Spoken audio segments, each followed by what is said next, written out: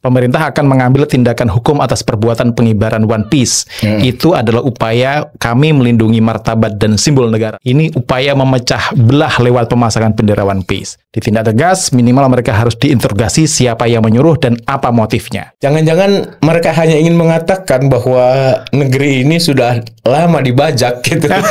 Bajak laut itu berhadapan-hadapannya dengan pemerintah yang semacam invisible diwakili oleh angkatan lautnya. Gitu. Tapi harta karunnya itu membedah borok-borok yang ada di pemerintah. Nah, jangan-jangan ini yang dikhawatirkan. Kritik terhadap pemerintah dan segala macam itu bukan berarti kita tidak cinta Indonesia atau membenci Indonesia. Jadi mencintai Indonesia itu beda dengan mencintai pemerintahan.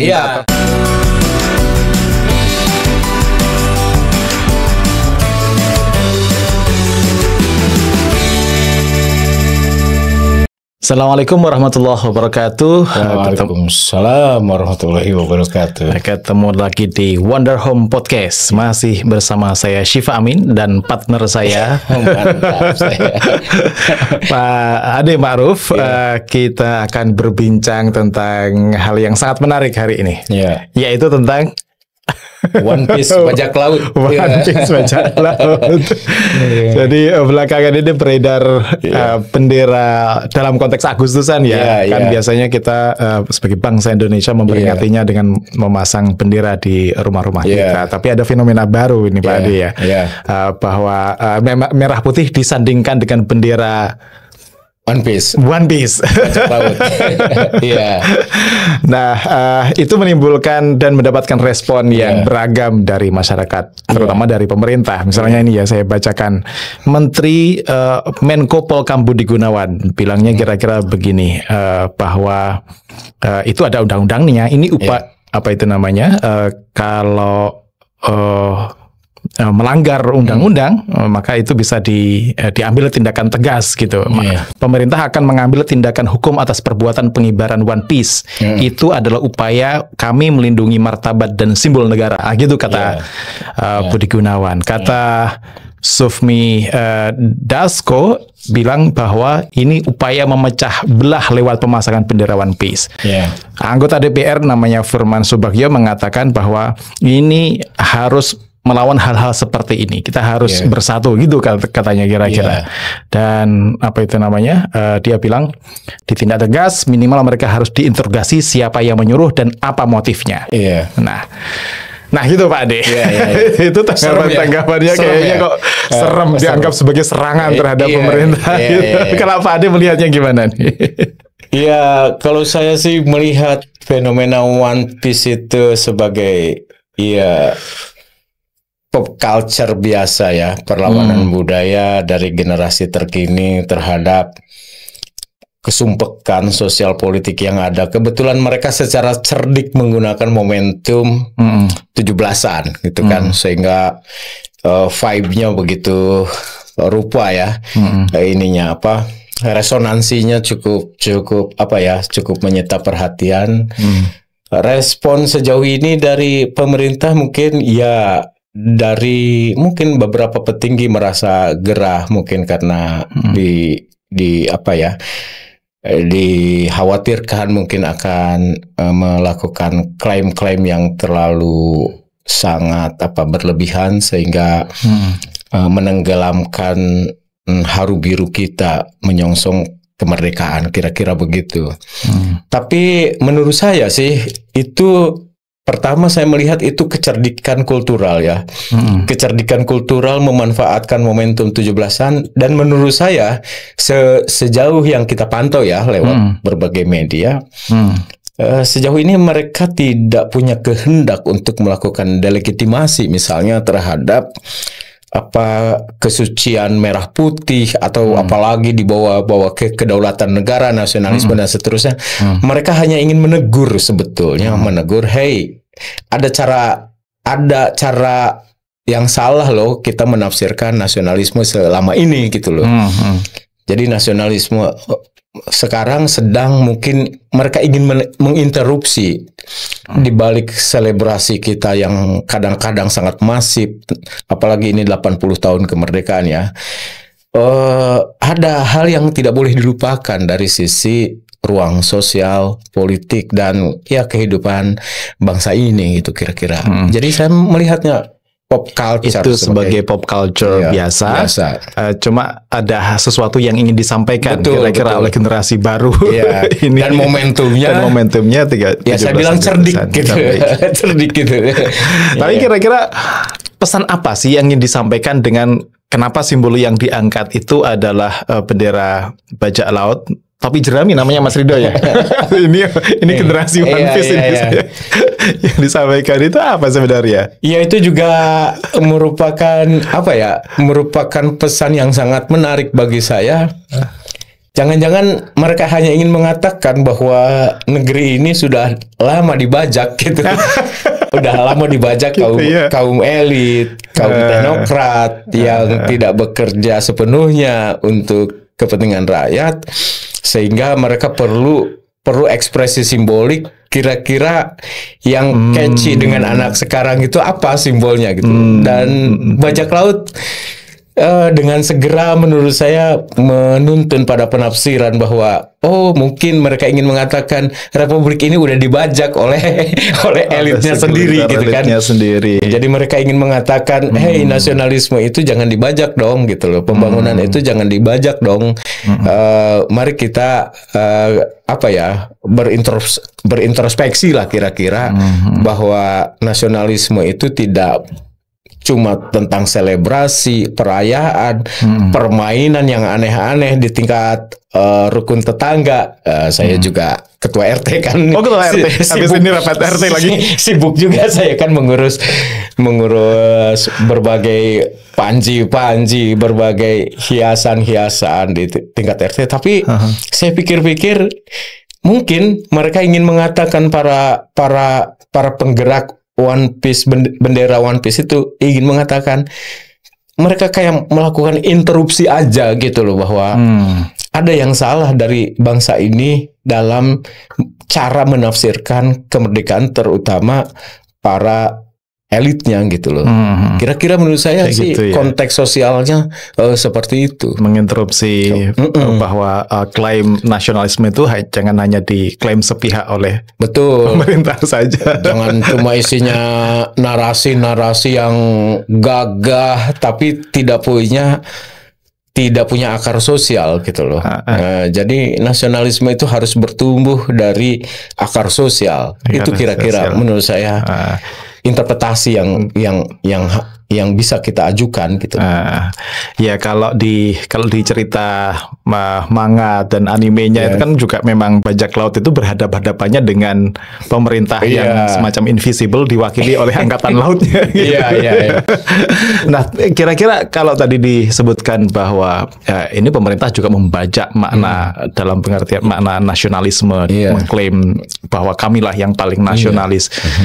Di aspek-aspek mana saja yang Pak Ade lihat itu pemerintah itu melakukan pembajakan ini? Kita bisa mengkonfirmasi dari banyak sekali data dan cerita di ruang-ruang kehidupan sosial politik kita ya. Akhir-akhir ini misalnya bagaimana kalau kita misalnya masih membaca berita tentang betapa sulitnya mencari tenaga kerja, antrian, loker-loker yang kadang-kadang juga saling berebutan satu sama lain. Itu ditambah lagi dengan kebijakan-kebijakan ekonomi, politik, dan pembangunan negara yang ya menurut beberapa pengamat juga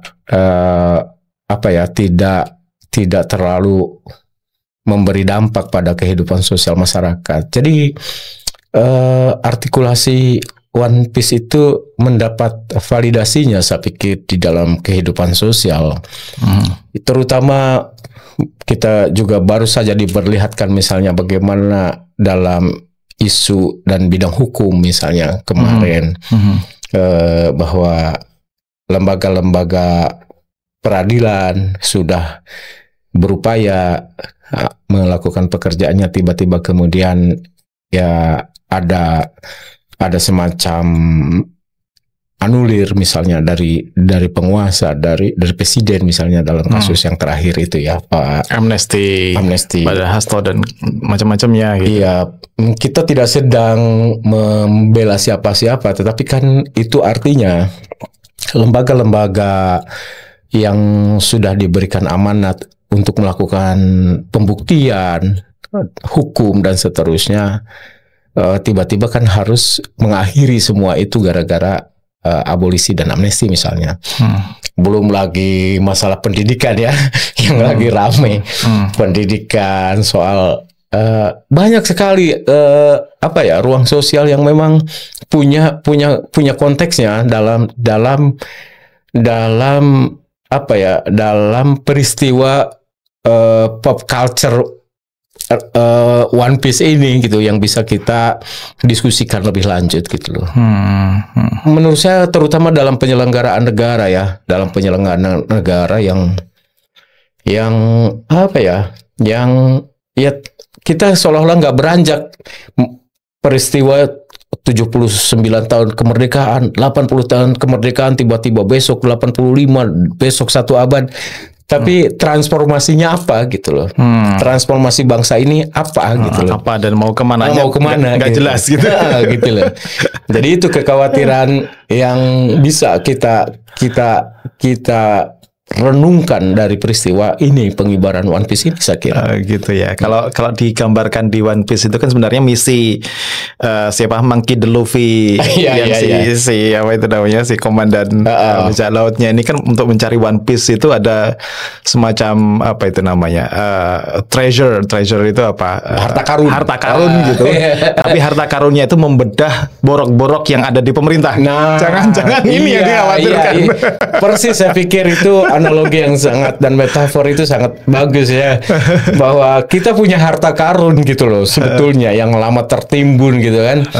Tapi harta karun itu ditimbun gitu loh oleh nasionalisme, oleh selebrasi yang tidak punya jejaknya dalam kehidupan sosial. Jadi di bawah itu masyarakat bersukaria, lomba makan kerupuk, masukin belut, segala macam. Artinya kegembiraan itu kemudian validasinya kemana dari sisi kebijakan itu. Nah itu dia yang mungkin harus kita renungkan gitu loh. Udah 80 tahun saya pikir saatnya kita menetapkan bangsa ini transformasinya itu mau kemana gitu.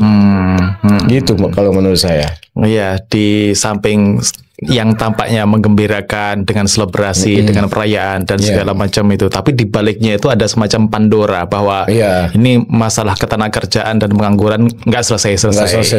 Soal hukum gampang sekali diintervensi. Siapa pemimpin politiknya mau menjebloskan atau mengeluarkan negara itu bukan yudikatif yang berperan, tapi eksekutifnya lebih kuat gitu kira-kira. Iya betul. Jadi belum lagi elit-elit kita juga kualitasnya mohon maaf dengan produk demokrasi hari ini juga harus kita katakan, misalnya beberapa peristiwa terkini juga mengkonfirmasi betapa kan ada wacana juga untuk mengembalikan pemilihan gubernur, wali kota dan seterusnya ke parlemen lokal. Parlemen lokal kemarin Muhaimin Iskandar kalau nggak salah itu yang mengusulkan itu. Ya, akhirnya kan cetusan itu sebetulnya hanya mensiratkan bahwa ada yang salah gitu kan dari demokrasi hari ini gitu loh. Dari nasionalisme dan arah pembangunan bangsa ini, menurut saya One Piece itu sekali lagi melakukan interupsi secara kreatif lewat jalur pop culture yang maknanya menurut saya sangat luas gitu loh, sangat luas. Belum lagi bicara pada sektor-sektor tentang kesehatan, tentang buruh, tentang terutama pendidikan misalnya. Kita juga kan kita sesama pendidik ya. Bagaimana kita sekarang menghadapi regulasi pemerintah yang kadang-kadang agak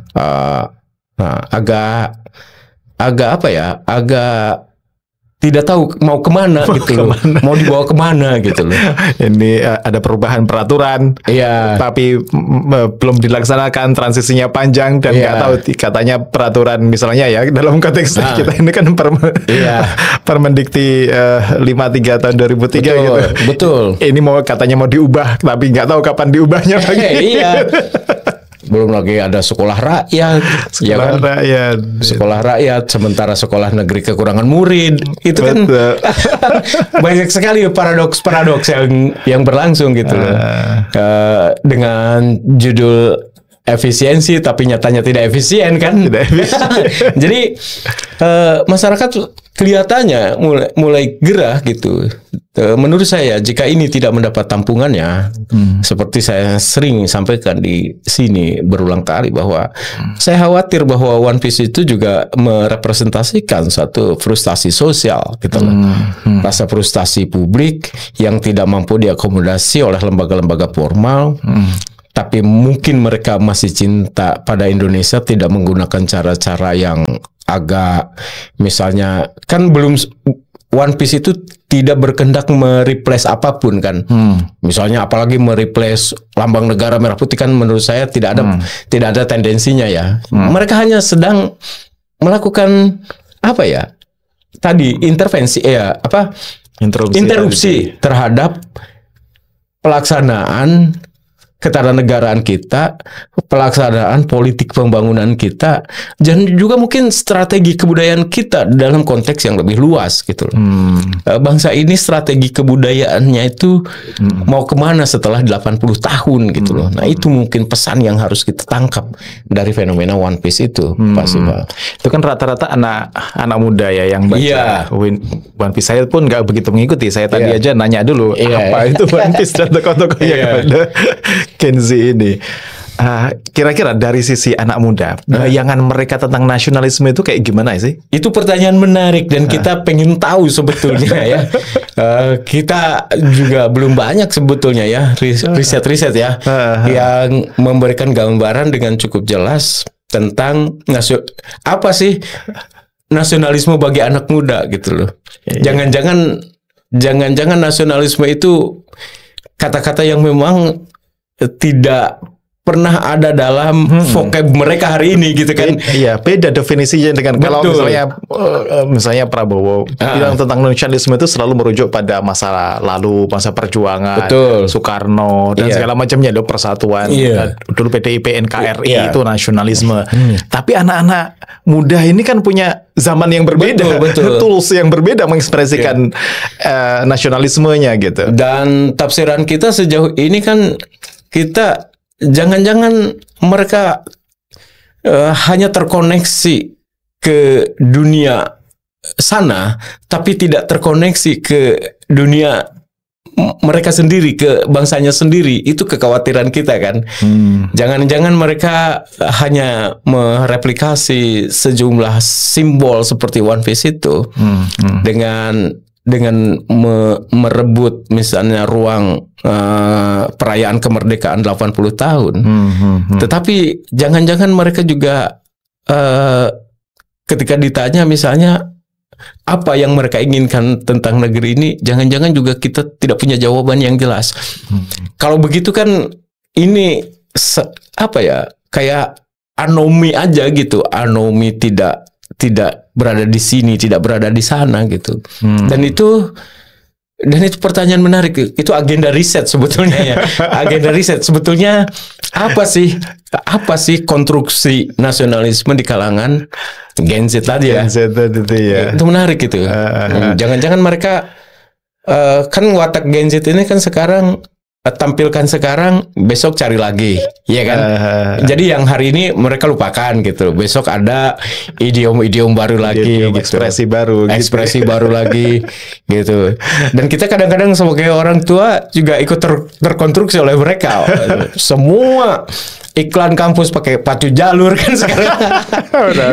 Iya, dari rektor, wakil rektor, direktur, dekan, kaprodi, semua pacu jalur. Setelah pacu jalur sekarang sound horeg. Nah, sound horeg gitu kan.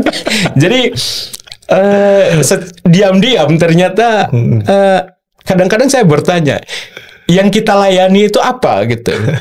Kebudayaannya atau hanya gimmicknya gitu loh.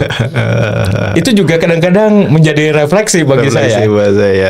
Tapi ya satu kritik buat ya tadi yang komentar bahwa ini melanggar harkat dan martabat simbol negara, ini harus dicari motifnya apa dan segala macam itu di satu sisi ini adalah mewakili menurut saya generasi yang untouched, yang nggak terkoneksi dengan generasi baru, itu sehingga melihat apapun dengan kecurigaan gitu, dengan lensa tahun 80-an lensa tahun 80-an. Jadi ini seakan-akan kayak wah ini kayak organisasi yang nggak berbentuk, misalnya apa dulu dulu ada namanya OTB itu kan, organisasi tanpa bentuk, misalnya kayak gitu kan. Betul itu.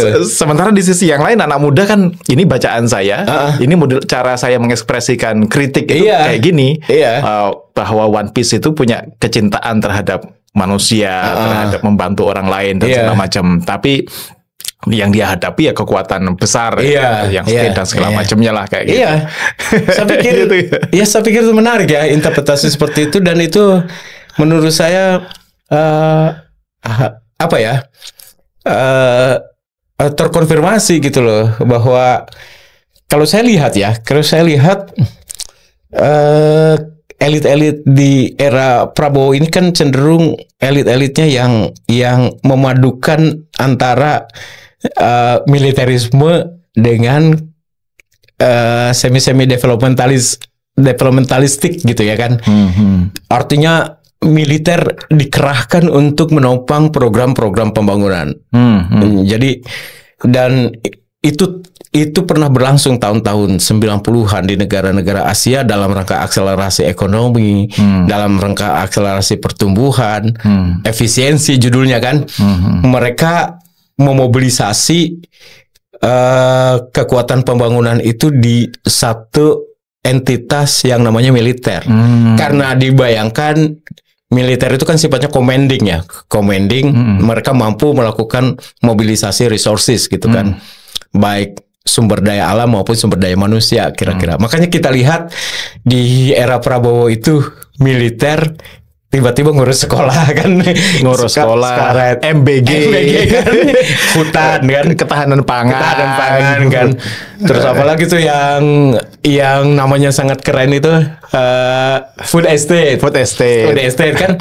Jadi terkonfirmasi apa yang disampaikan Mas Siva tadi, bahwa jangan-jangan cara pandang lama sedang dihidupkan kembali gitu loh. Berhadapan dengan ekspresi anak muda yang sialnya kita juga masih menebak-nebak mereka itu sebetulnya berangkat dari kesadaran apa, yang seperti apa. Betul. Atau ada pun usaha untuk memahami mereka. Betul. Tapi yang usaha memahami Gen Z dengan ekspresinya itu hanya mengambil gimmicknya saja. Misalnya tadi itu. Betul. Tapi spiritnya nggak ketangkep gitu. Spirit anak Gen Z, apa yang pesan yang ingin mereka sampaikan itu nggak. Artinya kan fenomena ini sebetulnya kalau kita lacak-lacak ya, misalnya dari tahun 90-an seperti tadi dimention tadi ada OTB, ada yang kemudian anarko kan, anarko kan yang rame itu kan. Kemudian sekarang ada One Piece yang menurut saya itu lebih casual ya, tetapi bagi elit yang memang berangkat dari kacamata 80-an yang sangat developmentalistik dan teknokratik, itu seolah-olah itu kayak ancaman gitu loh. Kayak ancaman gitu, kayak subversi gitu kan. Subversif istilahnya kan. Kalau dulu kan subversif, apa-apa subversif gitu loh. Jadi, tapi pertanyaan Mas Siva tadi menarik untuk kita diskusikan. Kita juga harus belajar atau harus mulai memahami sebetulnya One Piece itu sedang mendeliver nilai-nilai apa kan. Kita harus selami nilai-nilainya apa itu ya. Jadi kita juga tidak terlalu melakukan pembelaan buta terhadap One Piece itu. Jangan-jangan kesadaran elit yang sangat developmentalistik dan militeristik dilawan oleh berhadapan dengan kesadaran ya sebut saja kesadaran palsu kaum Gen Z yang tidak tahu kemana. Siapa tahu seminggu lagi ekspresinya udah beda kan. Seperti dalam kasus-kasus peristiwa kebudayaan di yang viral-viral itu kan, dari Pacu Jalur, Son Horeng, terus One Piece kan. Tapi kita tidak tahu jejaknya itu apa gitu kan. Kita sekedar mengikuti gayanya aja, tapi pesannya yang paling penting yang harus kita tangkap gitu loh. Iya, ini saya nggak tahu, kalau saya mungkin bisa salah juga kalau saya tangkap dari macam-macam itu kan. Itu gerakan yang secara organik dari bawah ya. Pacu Jalur, terus kemudian Son Horeng perlawanannya terhadap fatwa, Pacu Jalur terhadap cara promosi pariwisata kita gitu kan. Terus kemudian One Piece terhadap cara bernegara. Artinya ini adalah segmen masyarakat yang kayaknya nggak mendapat sentuhan, nggak merasakan apa itu namanya, nggak merasakan program-program kenegaraan yang mereka selama ini nggak didukung. Tapi dengan sosial media sekarang mereka punya ruang untuk menyuarakan ekspresinya. Gitu. Saya setuju, itu kayak apa ya? Kayak mereka sedang menyusup,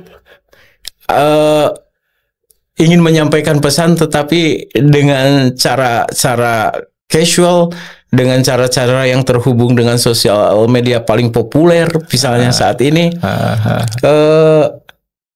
Ya mungkin ketika kita meributkan One Piece sekarang itu, mungkin jangan-jangan 2 hari lagi ada simbol-simbol baru gitu kan. Sehingga menurut saya kita bisa membicarakan ini dalam 2 cara. Pertama, mari kita tempatkan fenomena One Piece ini sebagai kritik terhadap interpretasi atau pemaknaan nasionalisme kita selama ini dan kehidupan kebangsaan kita pada umumnya. Yang kedua, kita juga diberikan agenda. Sebetulnya gerakan-gerakan kayak One Piece dan semacamnya itu sedang mengajukan nilai-nilai apa gitu loh. Karena kadang-kadang kita mungkin sebagai pendidik, kita kadang-kadang juga quote and quote terbawa arus kan. Ya istilahnya kita gatal ingin mengikuti cara-cara mereka, tetapi juga kadang-kadang kita insaf kan, tidak tahu loh ngapain sih kemarin itu kita bergaya seperti ini, apa sih maknanya itu apa gitu loh. Nah, saya pikir itu ya salah satu misalnya dari One Piece itu ketika Monkey D. Luffy itu mengumpulkan teman-temannya, itu kan mereka bukan sekedar bajak laut biasa. Bukan mereka misalnya mengalahkan bajak laut yang lain atau menguasai satu pulau, itu bukan untuk mengeruk kekayaannya, tapi membela orang yang lemah di situ, orang yang dijajah di situ. Kan gitu kira-kira gitu. Jadi karena ingin menyelamatkan temannya atau orang yang dijajah oleh bajak laut yang lain, dia kemudian menjadi bajak laut yang disegani dan bisa mengalahkan yang lain-lain. Kan semangat pembelaan terhadap yang lemah, yang ditahan, yang ditindas oleh orang lain ini tadi kan juga salah satu spirit yang bisa diambil itu sepertinya. Betul, artinya kan di situ ada simbol-simbol yang sudah diperhitungkan kan. Kira-kira simbol untuk mengkritik nasionalisme dan pembangunan hari ini apa gitu loh, yang bisa dipahami oleh generasi terkini. Tidak terlihat ada nuansa ideologisnya gitu kan. Artinya ideologis kalau anak tahun 90-an kan New Left kan. New Left kan kiri baru kan. Kiri baru, terus jargonnya pokoknya perjuangan kelas kan waktu itu kan ininya vocabnya lah ya. Tapi sekarang One Piece kan sangat entertainment di satu sisi, tetapi seperti kata Mas Ipa tadi, maknanya itu, maknanya saatnya kita mengadvokasi mereka yang lemah gitu loh, yang tidak tersentuh oleh hukum, yang tidak tersentuh oleh kebijakan-kebijakan negara dalam bidang sosial dan pendidikan misalnya. Jadi saatnya menurunkan makna nasionalisme itu supaya dia punya kaki di dalam kehidupan sosial gitu loh. Pesannya menurut saya gitu. Gitu ya. Makanya ada juga yang bilang gini, apa itu namanya? Nah, dalam konteks One Piece dan nasionalisme ini juga gitu. Kita tetap mencintai Indonesia, apapun gitu. Betul, setuju. Kritik terhadap pemerintah dan segala macam itu bukan berarti kita tidak cinta Indonesia atau membenci Indonesia. Iya. Jadi mencintai Indonesia itu beda dengan mencintai pemerintahan. Iya, betul. Gitu kira-kira. Iya, saya pikir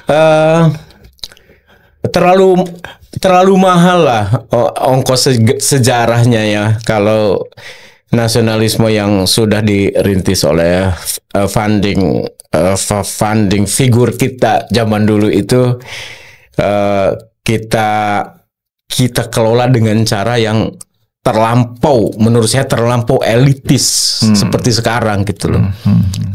Ada disparitas yang menganga antara kalangan misalnya pemilik modal dengan misalnya mereka-mereka yang di bawah gitu. Disparitasnya terlalu timpang. Apalagi dengan kebijakan-kebijakan baru misalnya liberalisasi kemarin, perjanjian Donald Trump dengan Indonesia yang di mana dipuji-puji tuh Indonesia. Dipuji-puji 19-0 ya katanya. Skornya 19-0 katanya kan. Ya mungkin ya itu juga mungkin agak kita bisa menafsirkannya dengan cara yang berbeda, bahwa itu juga mungkin dari kebuntuan pemerintah, bahwa liberalisasi itu harus dieksekusi dengan cara apa. Bagi negara-negara yang punya skema dan trajektori pembangunan yang jelas, mereka pasti akan melakukan negosiasi misalnya dengan memperkuat proses industrialisasi misalnya.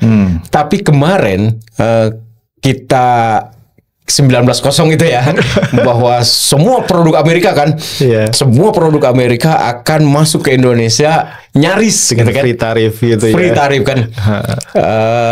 Ya bagi orang yang berjiwa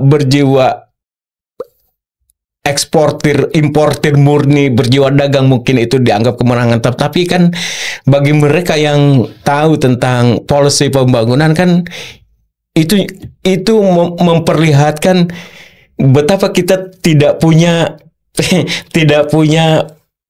arah dan punya bergen yang jelas tentang pembangunan, sehingga kita misalnya Donald Trump misalnya mau melakukan apa aja seolah-olah diberi karpet merah gitu kan. Tidak begitu kan dengan misalnya yang dilakukan oleh Tiongkok misalnya kan. Mereka punya daya tawar sampai limit tertentu, di mana ada arena kedaulatan nasional, ada kedaulatan ekonomi yang kira-kira harus diproteksi. Mereka tidak menegosiasikan itu gitu loh. Tapi mana-mana yang bisa dinegosiasikan ya mereka akan menegosiasikannya gitu loh. Jadi dari situ aja kita bisa menebak bahwa bangsa ini memang sedang dipersiapkan untuk era yang sangat liberalistik dari sisi kebijakan ekonomi gitu loh. Kalau kemarin yang lucu juga itu kan waktu saya mengikuti poin kenapa Tom Lembong dihukum katanya kan, karena dia dianggap tidak nasionalis kan, karena tidak nasionalis. Karena kapitalisme ekonominya. Sekarang saya tantang, mana kebijakan di Indonesia yang tidak kapitalistik? Harusnya semuanya dihukum. Harusnya semua dihukum kan.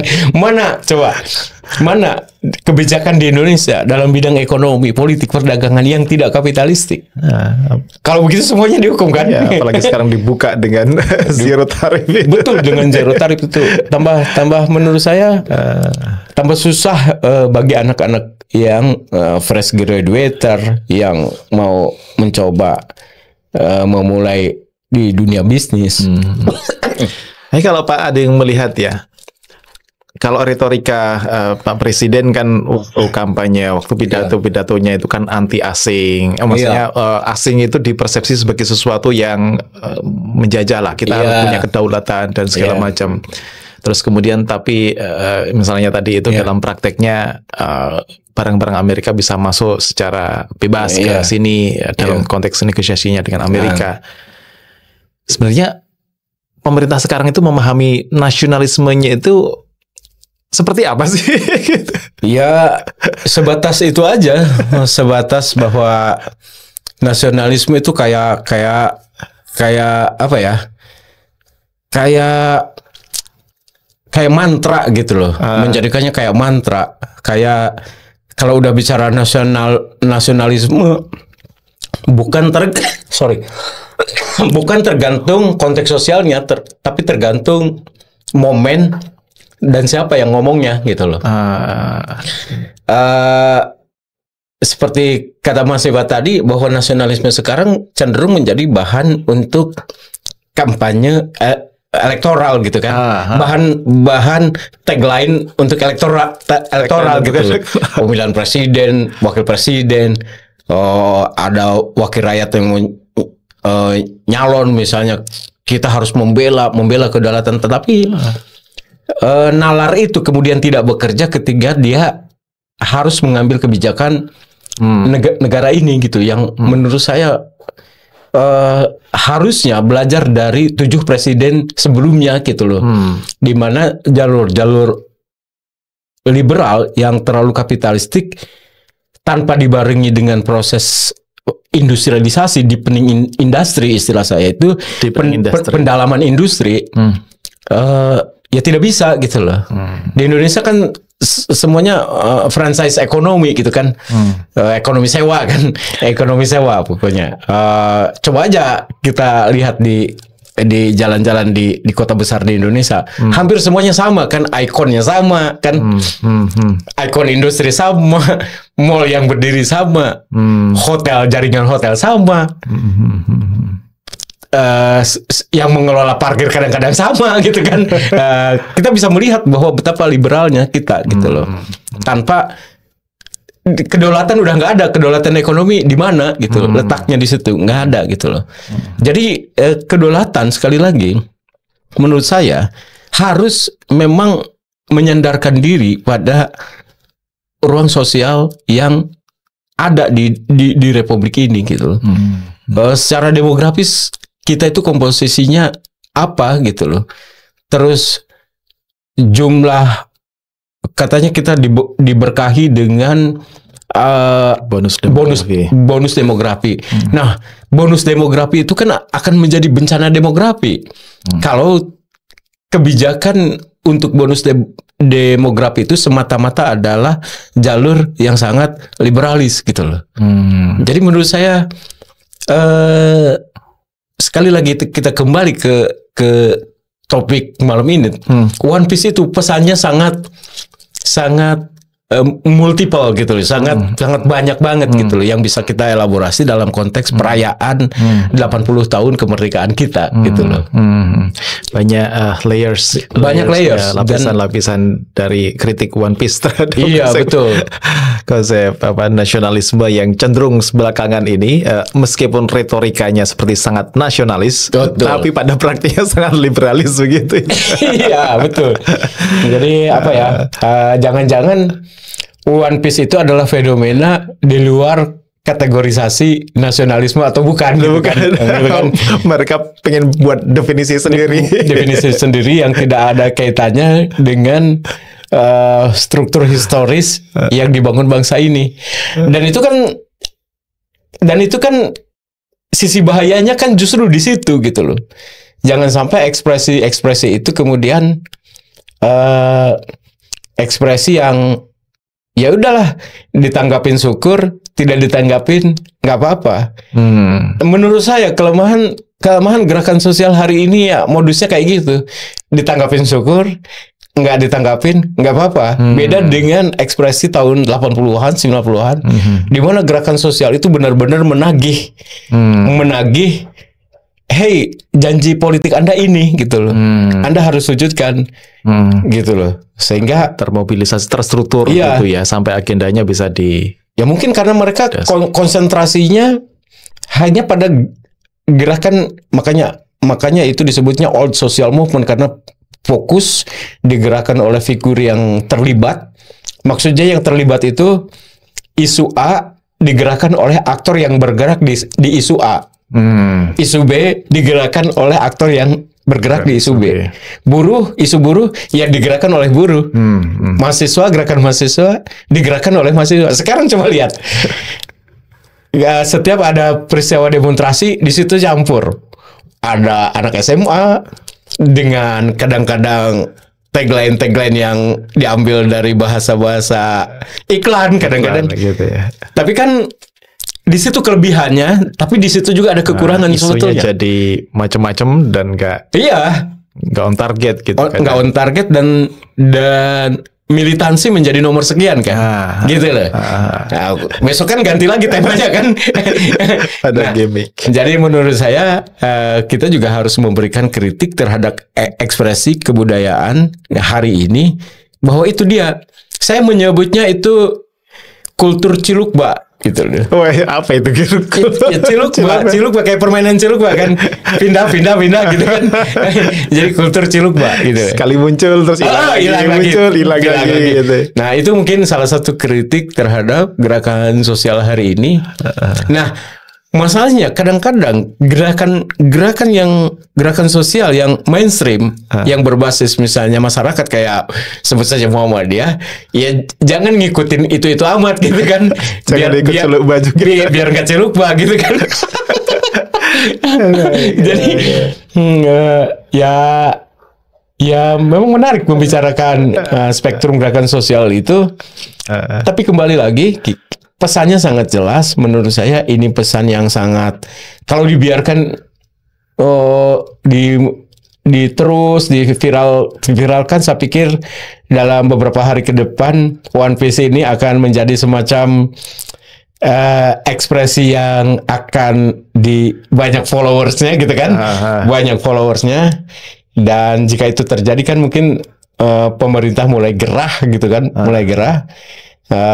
Dan kegerahan itu diperlukan menurut saya. Iya. Kalau tidak gerah ya artinya pemerintah tidak udah mati rasa gitu. Nah, gitu menurut saya. Jadi okay. Tapi menarik itu membahas One Piece ini dari sisi new social movement kita ini mau kemana gitu sekarang. Kayaknya perlu edisi baru itu nanti. Betul. Ini karena Pak Ade mau mimpin rapat RT peringatan Agustus. Yang terakhir nanti kita lanjut lagi kita. Mungkin terakhir sebelum kita pungkasi. Gimana terus kemudian kita mesti menyikapi fenomena apa tadi One Piece yang bendera One Piece dipasang bersama bendera merah putih tadi itu. Apakah tadi cuek? Kalau dari sisi pemerintahnya biarin aja lah, atau terlalu khawatir seperti tadi, ini akan terjadi makar gitu. Atau dari sisi pegiat sosialnya, jangan sampai ini jadi fenomena cilukba saja, mesti dilanjutkan ke yang lebih serius, isu apa yang ini diangkat. Gimana kita cara nyikapinya itu kira-kira? Saya pikir saya menyikapinya itu dengan dua cara. Yang pertama menurut saya merah putih dan One Piece itu kan sama-sama simbolik sebetulnya kan. Jadi ini ada perang simbolik ya. Perang bendera yang kita sucikan yang bernama merah putih, yang punya jejak historis yang cukup panjang di Republik ini, dengan satu lagi bendera yang jejaknya mungkin dari fiksi, tapi dengan topik ingin melakukan resistensi terhadap segala dominasi dan eksploitasi, kira-kira gitu kan. Menurut saya ini kayak, kalau dalam bahasa analis kebudayaan itu kayak juxtaposisi gitu loh. Kayak juxtaposisi.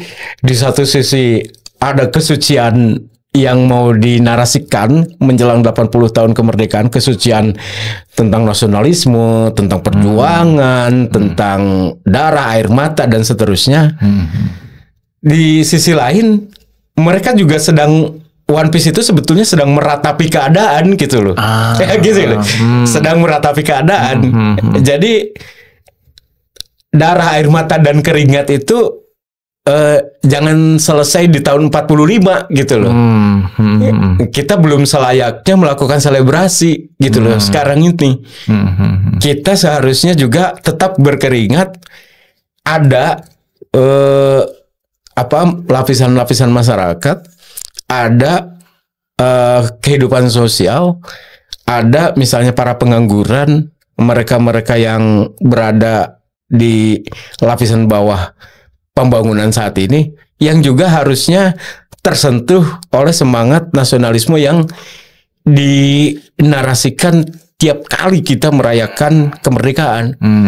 Jadi menurut saya dua narasi ini sangat menarik karena isinya adalah semacam tagihan bahwa hey, kami ingin kalian itu udah membajak nasionalisme gitu loh.